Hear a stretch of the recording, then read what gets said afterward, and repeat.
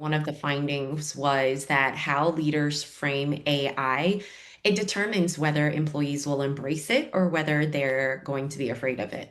And so, what have you seen leaders get right or wrong when communicating about AI in their organizations?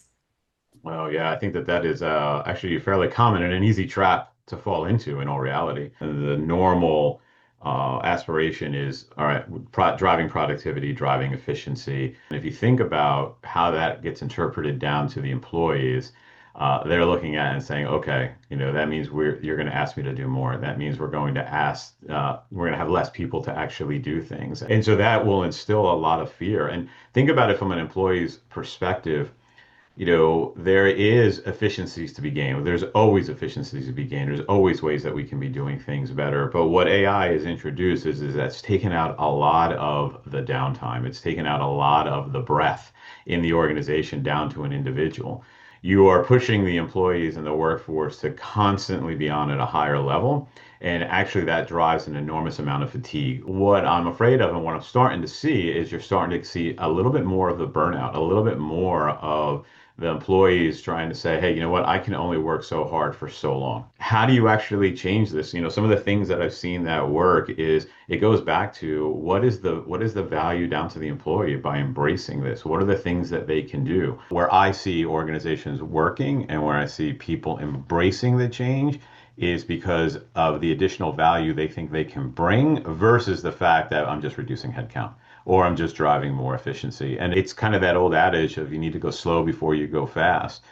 You need to give them that time. You need to give them that time so that they can see the benefit. And most new technologies, the pendulum is swinging. And right now it has swung a little bit too far to one side, where it's all around driving efficiencies, and it will have to try to rebalance itself so that we can look at saying, how do we continue to drive the workforce, the expertise, and execute, but in a new way of doing it. And so those are the things that I see leaders that are successful are worrying about. We've consistently heard organizations are in this fear of missing out mode.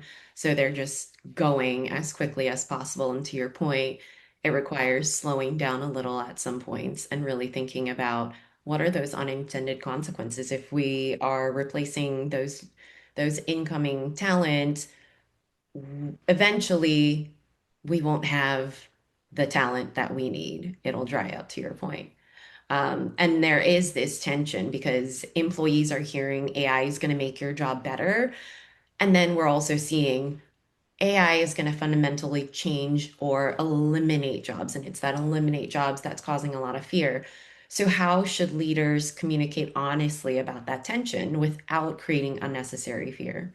It's an interesting thread to pull because I think if you look at where we're at commercially, we've trained our employees extremely well to interpret efficiency, productivity, cost savings, margin improvement. All of those things get translated into job insecurity. And as a result, people see through those things. The organization has a duty and responsibility to communicate kind of strategically what are the objectives of these initiatives are from an enterprise perspective.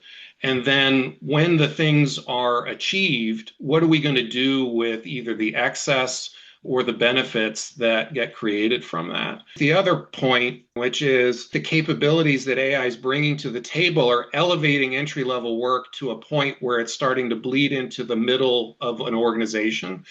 And I think a lot of organizations are at risk if they continue to push up the entry into the middle without investing in those fundamental things in order to help them climb that curve. What you're going to have is not necessarily an absence of that middle. You're going to have the top be pulled down. And if the top is pulled down, you've got less people guiding the strategy. And if less people are guiding the strategy, then the decisions that are made at the bottom of an organization aren't aligned with where you're headed. And then you kind of get into this vicious cycle. The middle has been somewhat immune to some of these changes because they've shouldered more and more of the load. Well, now if they're not going to be sharing more of the load, it's being compressed. It creates this whole different organizational dynamic that I think most organizations aren't equipped to handle.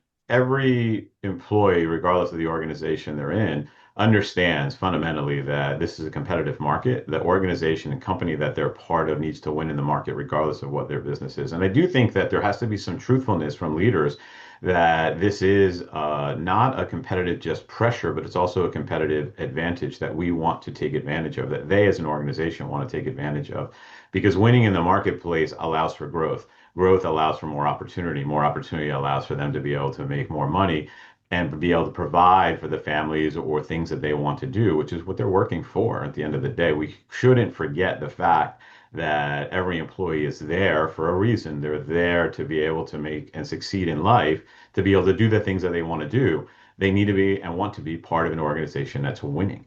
And so being honest about how this transformation, how leveraging AI the right way in the right areas can actually help them either grow revenue, enter new markets, compete stronger in the market, distinguish themselves from their competitors, I think is a very viable and legitimate message that leaders should make clear to their employees because every employee wants to be part of that winning team. Everybody wants to be part of an organization that's growing and winning.